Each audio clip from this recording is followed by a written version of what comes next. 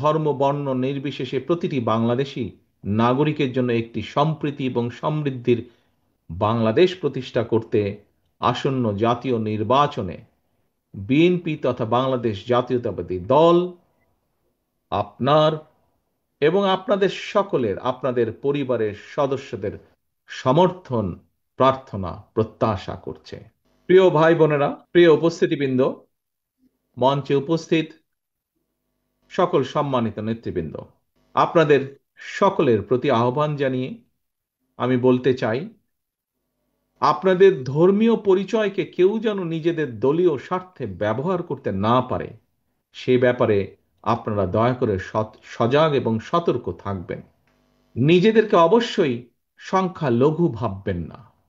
একজন বাংলাদেশী হিসাবে এই স্বাধীন বাংলাদেশে আপনার, আমার, আমাদের সবার অধিকার সমান, ব্যক্তি কিংবা দলীয় স্বার্থ নয়। বিএনপির কাছে অবশ্যই দেশ এবং জনগণের স্বার্থই সবচেয়ে অগ্রাধিকার।